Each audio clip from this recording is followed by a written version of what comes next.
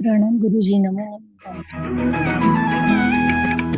वन्दे श्रुतज्ञानं वन्दे श्रुतज्ञानं वन्दे श्रुतज्ञानं वन्दे श्रुतज्ञानं।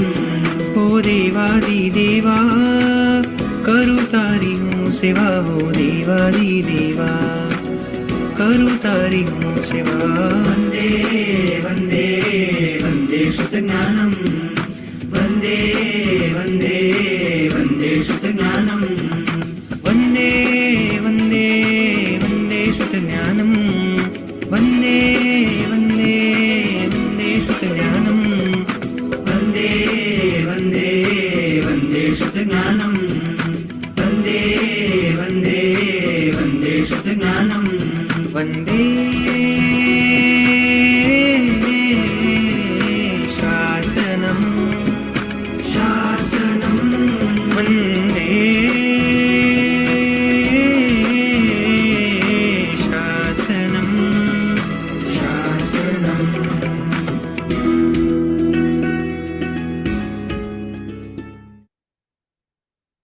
नमो नमो।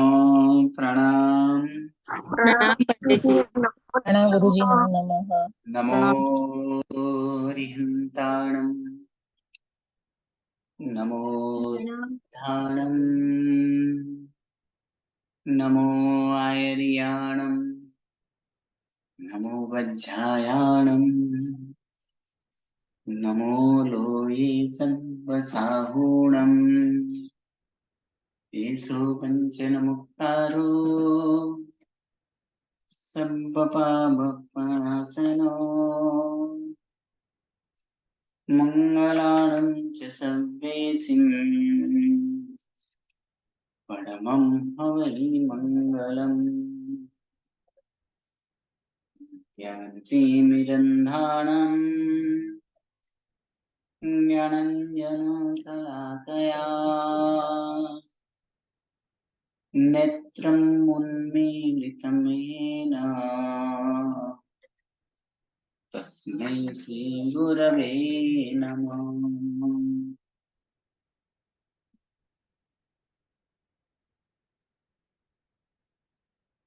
परम पूज्य पूज्यपाल कलिकाल सर्वज्ञ हेमचंद्र सुरेश्वर जी महाराजा के द्वारा विरचित सिद्ध हेम शब्दानुशासन नामक व्याकरण ग्रंथ और इसी व्याकरण ग्रंथ से उद्धरित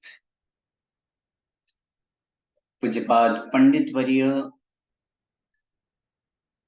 श्री शिवलाल जी द्वारा रचित हेम संस्कृत प्रवेशिका, जिनके 3 विभाग प्रथमा, मध्यमा और उत्तमा, ऐसे तीनों विभाग अगर देखा जाए तो तीनों विभाग के यहाँ पर तो तीनों विभाग के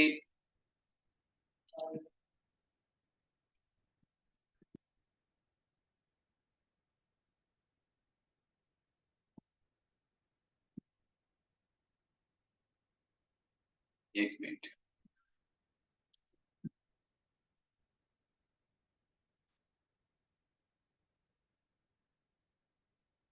तो तीनों विभाग में प्रथमा, मध्यमा और उत्तमा,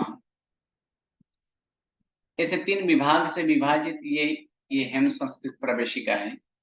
और इसी हेम संस्कृत प्रवेशिका प्रथमा के प्रथम प्रकरण, इस प्रथम प्रकरण को हम कर रहे हैं कि प्रथमा में प्रथम प्रकरण, और उसी प्रथम प्रकरण में सर्वप्रथम हम देख रहे हैं कि वर्ण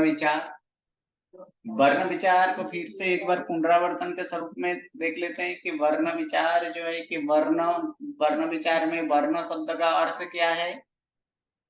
वर्ण शब्द का अर्थ क्या है वर्ण विचार में? अक्षर। अक्षर। तो ऐसे कुल अक्षर कितने हैं या तो कुल वर्ण कितने हैं संस्कृत में? 47। सही है। ये 47 को ऐसे दो विभाग से विभाजित किया गया है। कौन से? एक स्वर वर्ण स्वर और व्यंजन। व्यंजन वर्ण। स्वर वर्ण कितने हैं? 14। स्वर वर्ण 14 है, जबकि व्यंजन वर्ण 33। व्यंजन वर्ण 33 है। अब इन स्वर वर्णों को भी फिर से दो विभाग किया गया है। कौन से? ह्रस्व और दीर्घ। ह्रस्व स्वर और दूसरा दीर्घ स्वर। ह्रस्व स्वर कितने हैं? 14। हर्ष स्वर 5 है, जबकि दीर्घ स्वर 9 9 है। तो इन ह्रस्व स्वर जो 5 है, इन स्वरों को भी अगर देखा जाए तो इन स्वरों को जो भी ऐसे इन 14 स्वरों में अवर्ण रहित बाकी स्वरों को क्या कहा जाता है? नामी स्वर कहा जाता है। सही है। अवर्ण रहित बाकी स्वरों को नामी स्वर कहा जाता है। अ से दीर्घ लृ तक के स्वरों को क्या कहा जाता है? समान। तो समान कितने हैं? 10। और नामी कितने हैं? 12। अब उसके बाद अगर देखें जिनका ह्रस्व और दीर्घ दोनों स्वरूप जिनका हो उसको किस नाम से जाना जाता है? समान नहीं, वर्ण के नाम से। किस नाम से जाना जाता है उसे? वर्ण। जैसे कि अवर्ण बोलेंगे तो क्या होगा? जिसका अ और आ क्या ह्रस्व और दीर्घ दोनों जिसका स्वरूप है ना, ऐसे वो क्या होगा? वो समान। वो तो गुरु जी वर्ण समान भी तो है ना, गुरु जी समान भी तो है ना साथ में। समान भी है, लेकिन यहाँ ग्रहण किसका करना है? यहाँ से ग्रहण सिर्फ नाम के लिए ही, वर्ण के लिए ही करना है। एक नियम, एक ये रूल रखना है कि शब्दानाम अनेकार्थानाम, एक ही शब्द का अनेक अर्थ होता है। कौन सा शब्द किस जगह से प्रयोग करना है वहां पर अपना विवेक का उपयोग करना है। पंडित जी, इसका प्रश्न क्या पूछा था आपने? वापस वो प्रश्न जिसका बोलिए। स्वरूप, जिसका ह्रस्व और दीर्घ दोनों स्वरूप जिसको होता है उसको किस नाम से जाना जाता है? वर्ण। वर्ण के नाम से जाना जाता है। उसके बाद यहाँ पर देखेंगे कि व्यंजन, तो व्यंजन में यश को फोन लगा के देना। अरे बाप रे। व्यंजन, तो व्यंजन यहाँ पर देखेंगे तो व्यंजन कितने हैं? कुल व्यंजन कुल व्यंजन 33 व्यंजन है। इन 33 व्यंजनों में यानी हर ऐसे 5 व्यंजनों का समूह को क्या कहते हैं? वर्ग कहते हैं। 5 व्यंजनों का समूह को वर्ग कहा जाता है। तो ऐसे वर्ग कितने हैं? 5 वर्ग है। कौन कौन से? क वर्ग, ख वर्ग नहीं, क वर्ग, च वर्ग, वर्ग और श वर्ग। क्या है? क च ट त प, ये वर्ग है। ये 5 वर्ग है। और हर एक वर्ग में कितने व्यंजन? 5 व्यंजन। वर्ग के अंतिम अक्षर को किस नाम से जाना जाता है? अनुनासिक। अनुनासिक। वे कितने हैं? 5 है। कौन कौन से? न और म। ओके। वर्ग के बाद आने वाला जो वर्ग के बाद जिसका स्थान हो उसको किस नाम से जाना जाता है? अंतस्थ। वे कितने हैं? 4। कौन कौन से 4? य, र, ल, व। और जिसमें से गरम पवन युक्त जिस अक्षर को उच्चारण करने से गरम पवन का ऐसे उच्चार गरम पवन निकलता हो उसे क्या कहा जाता है? उष्माक्षर। कितने हैं उष्माक्षर? 4 उष्माक्षर है। कौन कौन से?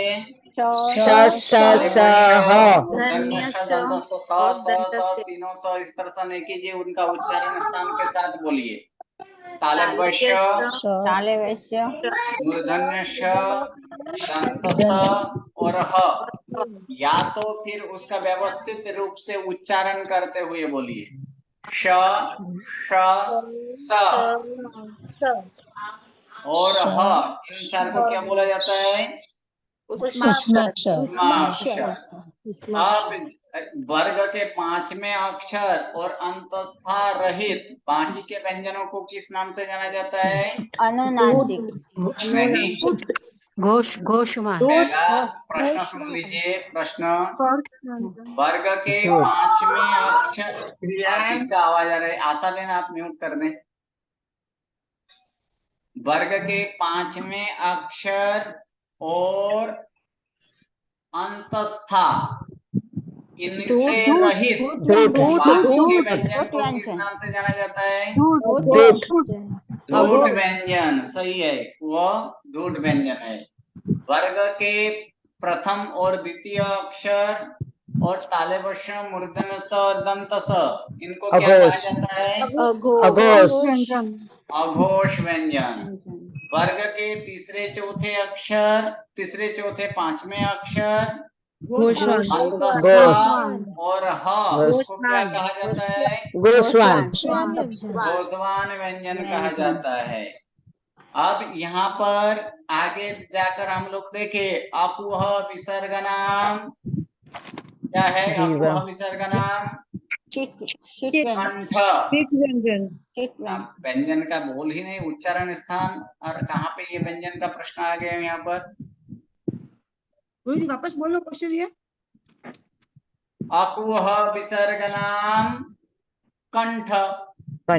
कंठ्य। अकुह विसर्ग नाम कंठ, क्योंकि अ क वर्ग ह और विसर्ग का उच्चारण स्थान कहाँ से है? कंठ से। कंठ से। आवाज वह कंठ है। अकुह विसर्ग नाम कंठ। इचुय सया नाम तालव्य। सही है, इचुय सया नाम तालव्य। ई वर्ण, च वर्ग, य और तालव्य श, और साथ साथ में क्या लेना है? ए और ऐ। फिर उप उपदमानीय औष्ठय। ओष्ठः। उप उपदमानीय क्या होगा? ओष्ठ। उ वर्ण, प वर्ग और उपदमानीय ये क्या है? ओष्ठ है। और उसके साथ क्या लेना है? ओ और ओ लेना है। यानी कितने अक्षर होंगे यहाँ पर? 10।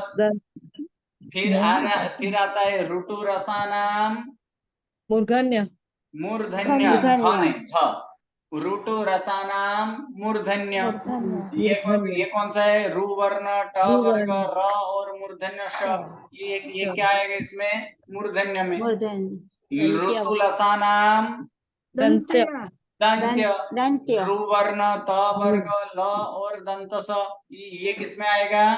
दंत्य में। और एक है दंतोष्ठ, उसमें क्या आता है?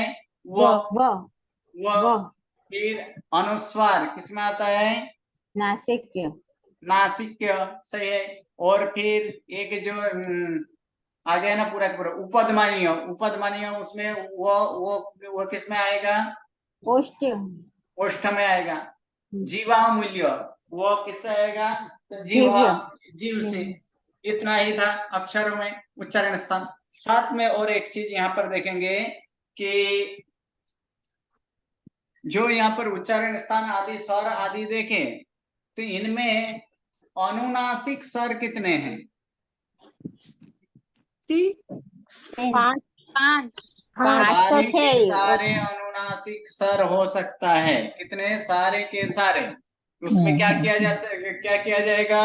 कोई भी स्वरों के ऊपर चंद्र बिंदु लगा दें तो वो क्या बन जाता है? स्वर अनुनासिक होता है कि नहीं? हो जाता है। लेकिन व्यंजन अनुनासिक कितने? 3 नहीं है, सिर्फ 3। कौन से? य, ल, और व। ये व्यंजन अनुनासिक में कितने आता है? सिर्फ 3 ही आता है, य, ल और व। ओके, चलिए आगे। यहाँ पर प्र बनाना हो, प्र, तो प्र कैसे बनेगा? प आधा और प्लस र। प आधा और उसके बाद र संपूर्ण, तो क्या हो जाएगा? प्र। उसी प्रकार त्र बनाना हो तो आधा और र संपूर्ण। हाँ, तो आधा र संपूर्ण, तो क्या होगा? त्र। ठीक है। फिर श्री बनाना हो तो स आधा च आधा और री। दीर्घई री, हाँ, र प्लस दीर्घ ई कीजिए या तो फिर री ऐसे डायरेक्ट कर दीजिए, तो फिर क्या हो जाएगा? श्री। हाँ, प्रीतिबेन पंडित जी इसका बैकग्राउंड आ रहे हैं। हाँ जी, बोलिए। इसमें ई नहीं ले सकते? स्त्री हाँ, स्त्री। तो स्त्री में श्री। उसमें तो स और त और हाँ उसमें त्री भी होता। त्री को क्या करेंगे तो वहां पर क्या होगा? तो आधा और री कर देंगे तो त्री हो जाएगा। नहीं नहीं, श्री का बोल रही हूँ, श्री तो स्त्री स का और ताले री। बशा आधा और क्या करना है उसमें? ताले बशा आधा लिखना है और री कर देंगे तो स्त्री हो जाएगा। जी मतलब तो सर आपने अभी क्या ए हलन तो बोला दी ना, ना? ए किसी ने बोला ना, ए आता। एक एक करके पूछिए जिसे पूछना है, नहीं तो दोनों साथ में पूछेंगे तो फिर क्या होगा? किसी को नहीं सुनाई देगा। इसमें श्री की बात चलता था तो श्री इस प्रकार से 100 आधा क्या करेंगे? इसमें 100 को आधा करेंगे, आधा 100। अच्छा, आधा 100 हो गया और उसके बाद संपूर्ण बोल रहे हैं तो इसका मतलब क्या है? र के साथ कोई स्वर जुड़ा होगा ना, तो इसमें र के साथ दीर्घ ई जोड़ देंगे तो क्या होगा? री। ये री यानी र संपूर्ण का मतलब क्या है? र के साथ कोई भी स्वर जुड़ा हो तो ही, क्योंकि व्यंजन हमेशा क्या होता है। और इसको भी अगर अलग छूटा अलग अलग करना है तो वो भी इसको कर सकते हैं। र प्लस दीर्घ ई कीजिए तो भी री ही होता है ना, जी जी ऐसे भी हाँ, लिखा जा सकता है। ओके जी। या तो फिर इसको डायरेक्ट यहाँ पर ऐसे री कर दें तो श्री हो जाएगा। जी चले, उसके बाद यहाँ पर जो है इस प्रकार म किस तरह से लिखा जाए? जैसे कर्म में रेपकार अगर करना हो तो क्या करना पड़ेगा? प्लस म और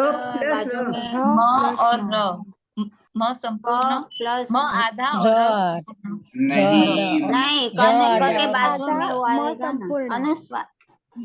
क अनुस्वार आधा नहीं, इसमें क्या होगा? विसर्ग र आएगा, आधा और म संपूर्ण। समझता है। क विसर्ग, कहाँ कहाँ से विसर्ग आ रहा है यहाँ पर? कर्म आयु तो सब में आएगा। तो कर्म में विसर्ग कहाँ से आएगा? इसमें तो अर्म का ही किए, आगे सिर्फ क जोड़ देंगे। यानी यानी इसको भी अगर छूटा पूरा छूटा करना हो तो क प्लस अ लिखो, क प्लस अ प्लस र प्लस म प्लस अ करेंगे तो क्या होगा? कर्म होगा। इसमें विसर्ग कहाँ से आ गया? विसर्ग का र होएगा, ऊपर रेफ होएगा। विसर्ग का र ने अब हम यहाँ पर क्या देख रहे हैं कि र का ही देख रहे हैं कि र का अगर र आधा हो और बाद हर्षाबेन म्यूट।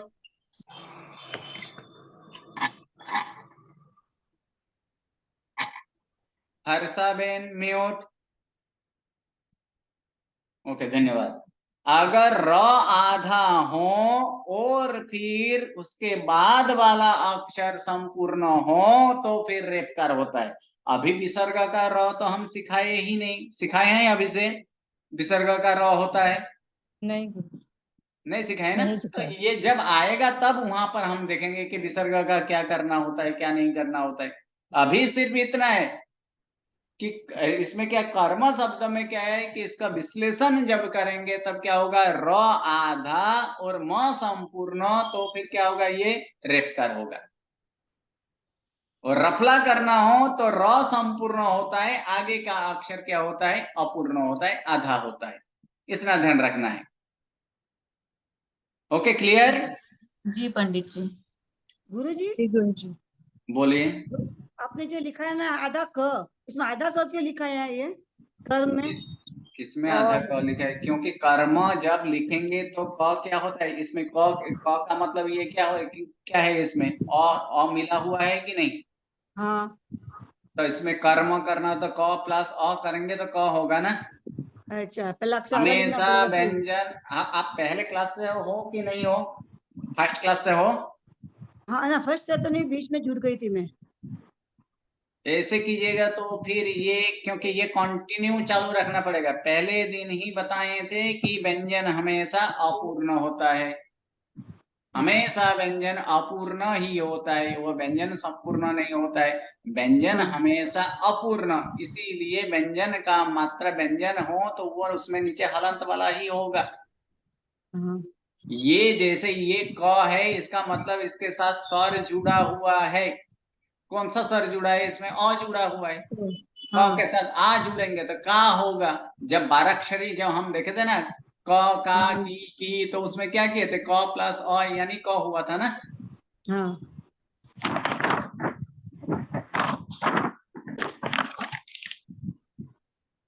अब आगे यहाँ पर कि इस प्रकार वर्ण विचार यहाँ पर पूर्ण करने के बाद अब आता है कि वर्ण का ही क्या बनता है? तो वर्ण का शब्द बनता है। तो वर्ण विचार के बाद अब नेक्स्ट स्टेप में कि बीज हम देख लिए। अब सारे के सारे म्यूट कर दे, किसी का भी आवाज नहीं चाहिए। जिसको भी कुछ बोलना हो वो हैंड राइजिंग करके पूछिएगा, बाकी सारे के सारे म्यूट कर दें। वर्ण विचार के बाद हम देखेंगे शब्द विचार, क्योंकि शब्द हमें भाषा तक पहुंचना है और भाषा वटवृक्ष के समान है। तो वो ये वटवृक्ष बनने के साथ साथ उसमें क्या होना चाहिए? वृक्ष में पल्लव होना चाहिए। तो पल्लव वो वाक्य समान में पल्लव है, लेकिन अंकुरित स्वरूप में वो शब्द ज्ञान है। शब्द ज्ञान वो अंकुरित स्वरूप में है, और अक्षर ज्ञान जो कि बीज स्वरूप में है। तो अक्षर ज्ञान यहाँ तक हमारा पूर्ण हुआ। यानी वर्ण विचार यहाँ देखे, यानी वर्ण विचार के बाद आता है कि शब्द विचार, क्योंकि वर्ण का ही मेल से क्या होता है कि शब्द होता है। जैसे क म ल ये करेंगे तो क्या हो जाएगा वहां पर? कमल।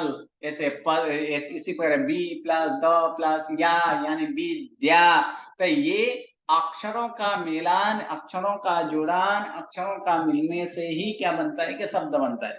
तो ऐसे शब्द जो है, अब इन शब्दों का विचार करना है। क्या शब्द विचार यहाँ पर देखेंगे तो शब्द विचार में सर्वप्रथम कि वर्ण विचार पूर्ण होने के बाद शब्द। तो शब्द जो है, तो शब्द क्या है? तो शब्द यानी क्या? तो स्वर और व्यंजन जब दोनों ये एकत्रित हों, जब स्वर और व्यंजन एकत्रित हो तब वह शब्द बनता है। अथवा तो जिससे कुछ ऐसे निश्चित अर्थ बनाने के लिए वर्णों का जो समूह होता है, उसी वर्ण समूहों को क्या कहा जाता है? शब्द कहा जाता है। यानी किसी अर्थ को प्रदर्शित करना है, अर्थ को दिखाना है, अर्थ को बताना है, तो उस अर्थ के लिए वर्णों का समूह जो है, उस वर्ण समूहों को ही क्या कहा जाता है? शब्द कहा जाता है। और ऐसे शब्दों का यहाँ पर विचार करना है, अर्थात इसी शब्दों के बारे में हमें अध्ययन करना है।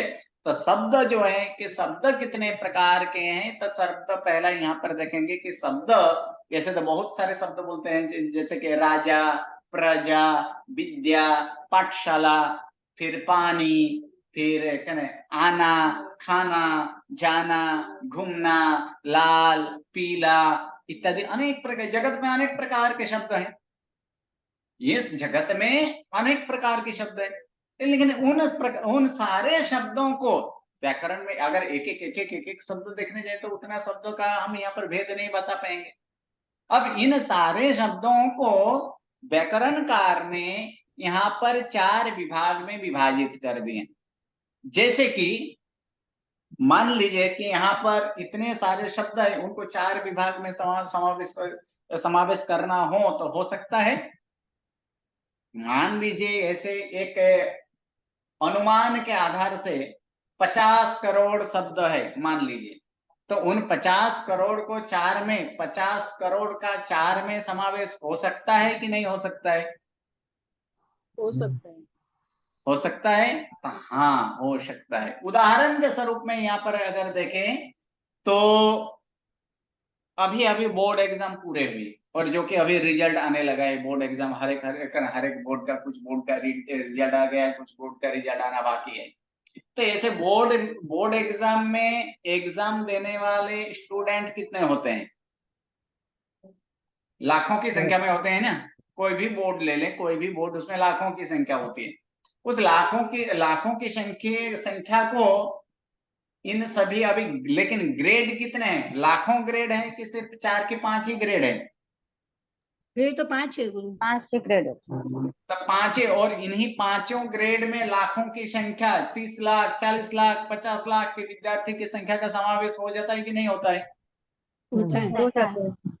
हो जाता है ना? तो हाँ उसमें क्या क्या है, तो उसमें उन्हीं में उनका प्राप्तांक या तो उसका एक मूल्य निर्धारित किया गया है। जैसे ग्रेड ए, तो ग्रेड ए के लिए निर्धारित क्या किया गया है? मान लीजिए कि 85 प्लस जिसका हो वो किसमें आएगा? ग्रेड ए में। तो ग्रेड बी के लिए मान लीजिए कि 70 से 84 तक, 70 से 84 तक क्या है, क्या आ जाएगा? Grade B. ठीक है। उसके बाद सी वाला मान लीजिए तो 35 इधर 45 से 60, वो मान लीजिए वो किस में है? कि सी ग्रेड में है। और फिर आगे डी ग्रेड अगर देखें तो 33 या तो 35, यानी 35 से 44 तक।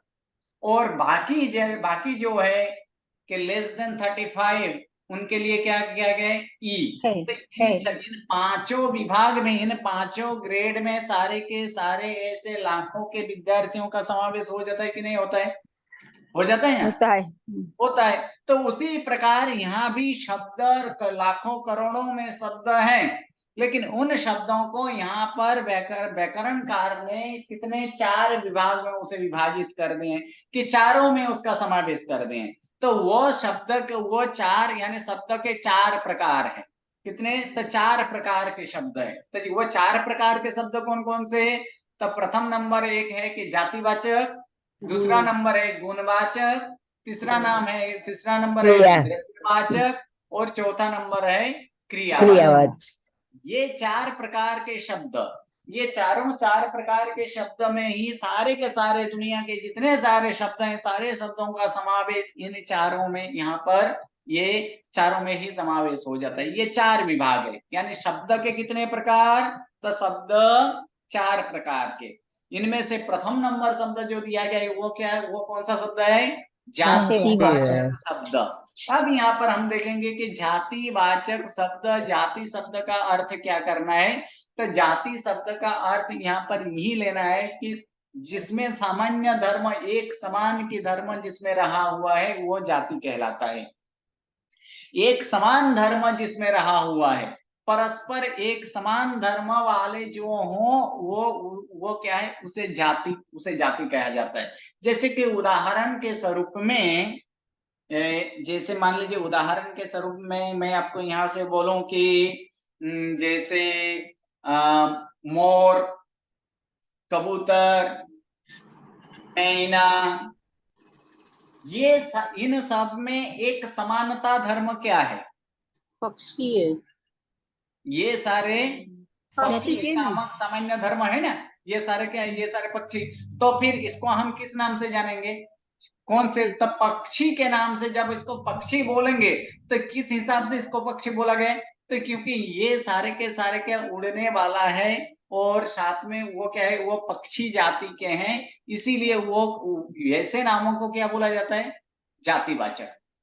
जिसमें सामान्य धर्म से, अर्थात जहां पर समूहों का बोध हो, सामान्य से अगर देखा जाए कोई एकक का बोध नहीं हो, जहां पर समूहों का बोध होता है, एक बोलने से सारे के सारे समूहों का बोध हो। जैसे पक्षी बोलेंगे तो जितने इस दुनिया में जितने पक्षी की जाति होंगे, सारे के सारे पक्षी जाति का आ जाएगा कि नहीं? पक्षी बोलने से आ जाता है। लेकिन अगर मोर बोले, सिर्फ एकमात्र मोर बोले, तो फिर क्या आएगा? उसमें सारे पक्षी जाति आएंगे कि एकमात्र मोर ही आएगा? मोर ही आएगा। दूसरा यहाँ पर हम बोलते हैं पर्वत। तो पर्वत बोलने से क्या होता है? समूह का बोध होता है कि नहीं? समूह का बोध होता है। समूह मतलब यानी जितने सारे पर्वत है, सारे पर्वतों का इसमें समावेश होता है कि नहीं?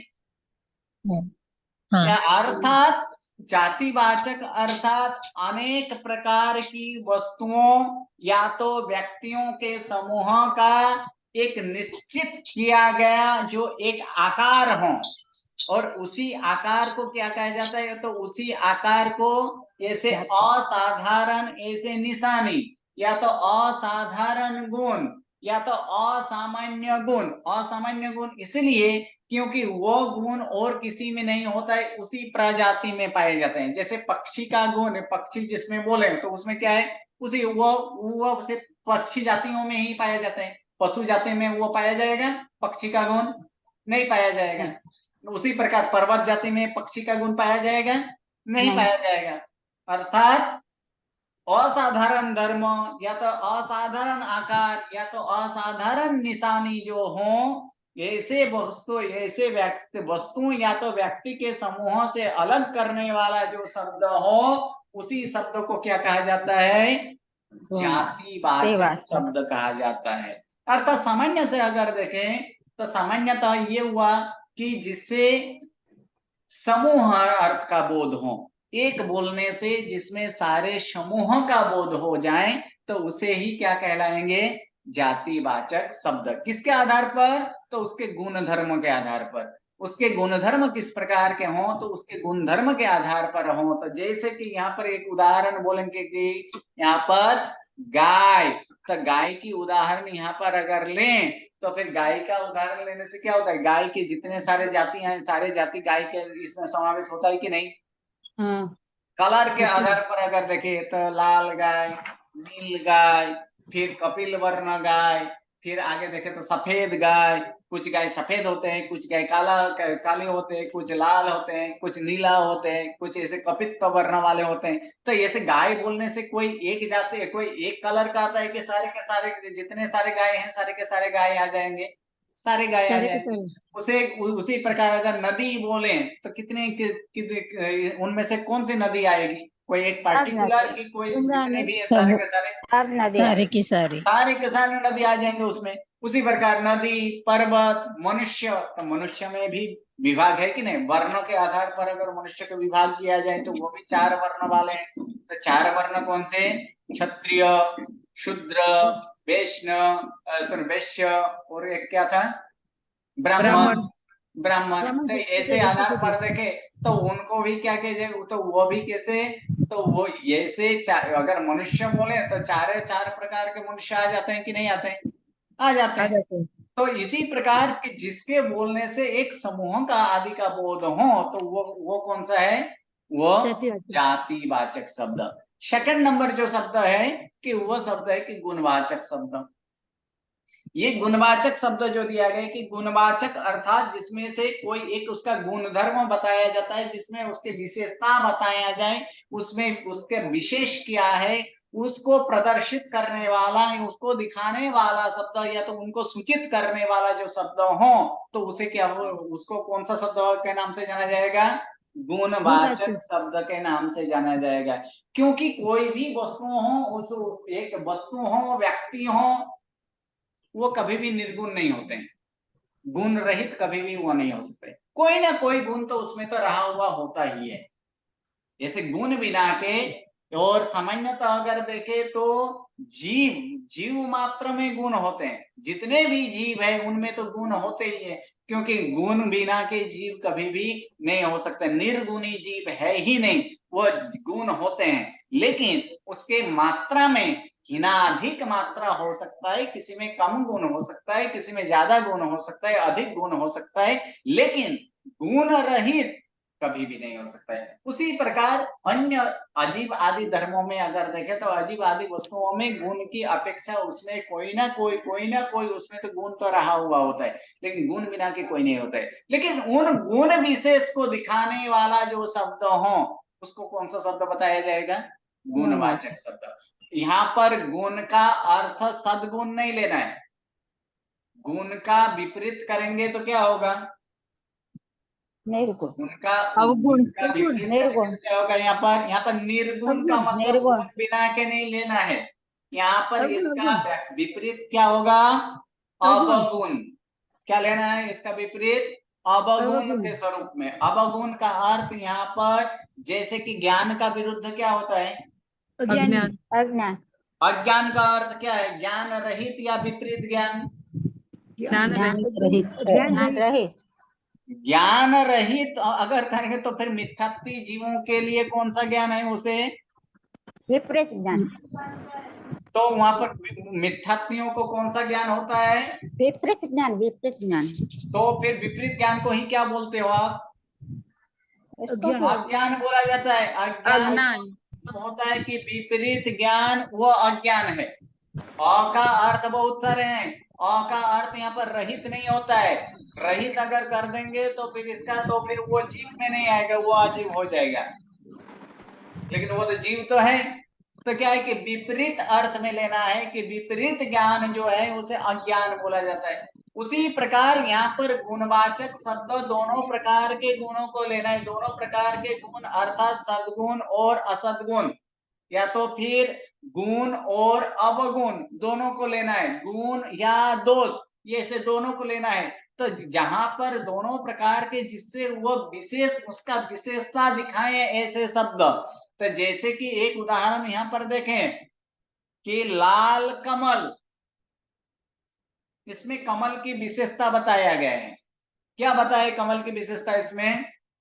लाल। लाल कमल है। रंग का। लाल लाल रंग कलर कमल का में है। क्या रहा हुआ है? लाल नामक गुण रहा है ना, इसलिए हाँ। उस कमल को क्या बोला गया है? लाल लाल कमल। कमल। तो इसमें लाल शब्द जो है वो क्या है? वो गुणवाचक शब्द है। लाल शब्द क्या है? वो गुणवाचक शब्द है। जैसे कि नील कमल, तो नील कमल में गुणवाचक शब्द क्या है? नील। नील, ये गुणवाचक शब्द है। उसी प्रकार ऊंचा पर्वत, तो इसमें गुणवाचक शब्द क्या है? ऊंचा। ऊंचा। ऊंचा, ये उसके गुणवाची शब्द है। फिर निमग्न कुआ, तो निमग्न कुआ में क्या होगा? इसका गुणवाचक शब्द निमग्न। निमग्न। तो उसी प्रकार यहाँ पर देखे कि हिंसक सैनिक, तो हिंसक सैनिक में उनका गुणवाची शब्द इसमें क्या है? हिंसक। हिंसक। फिर होशियार विद्यार्थी, तो होशियार विद्यार्थी में होशियार। होशियार। होशियार, ये क्या होगा? तो वो गुणवाचक शब्द। अर्थात जिसमें व्यक्ति हो, पदार्थ हो, वस्तु हो, उनका विशेष जिस शब्द से उसका विशेष धर्म का पता चले, विशेष धर्म प्रकट करे, उसे ही क्या बोला जाता है? गुणवाचक शब्द। नंबर 3, द्रव्यवाचक शब्द।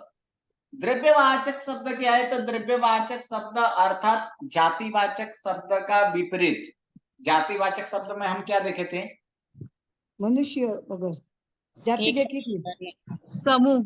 अभी व्याख्या किए थे जातिवाचक शब्द से। उदाहरण याद नहीं रखिए, व्याख्या को भी याद रखिए। जातिवाचक शब्द में क्या देखे थे अभी? समूह का बोध होता है। समूह का बोध हो, बस सही है। जिसमें समूह का बोध हो वो क्या था? वो जातिवाचक है। उसी का विपरीत करेंगे, इसमें क्या होगा? उसका विपरीत करेंगे तो एक वस्तु का बोध हो। सिर्फ एक ही वस्तु का जहां पर बोध हो, एकार्थक हो, एक अर्थ को बताने वाला हो, एक ही को बोध कराने वाला हो, ऐसे शब्द को कौन सा शब्द बोला जाता है? द्रव्यवाचक। अर्थात किसी व्यक्ति, वस्तु, स्थान विशेष कोई एक उसी के स्वरूप में, उसके वास्तविक स्वरूप अर्थात उसी का, जिसमें वही आए और किसी का ग्रहण न हो, तो इस प्रकार का शब्द को कौन सा शब्द बोला जाएगा? द्रव्यवाचक शब्द। जैसे बोले के राम, तो राम बोलने से क्या आएगा? कौन आएगा? सिर्फ राम नामक ही व्यक्ति आएगा ना, या तो राम नामक राजा ही आएगा ना। अगर बोले कि यहाँ पर बोले कि धनपाल, तो धनपाल बोलने से क्या आएगा? धनपाल एक व्यक्ति आएगा गुरु जी। क्या धनपाल एक व्यक्ति ही आएगा? हिमालय बोलेंगे तो एक पर्वत ही आएगा। हिमालय एक पर्वत पर्वत ही आएगा। एकमात्र हिमालय पर्वत ही आएगा। गंगा, तो गंगा बोले तो गंगा नदी गंगा आएगी। नदी है। गंगा नदी ही आएगा। उसी प्रकार चिमनलाल बोले तो एक एक व्यक्ति व्यक्ति चिमन चिमनलाल नामक व्यक्ति का ही ग्रहण होगा यहाँ पर। उसी प्रकार अगर बोले कि लवण समुद्र, तो उसमें क्या आएगा?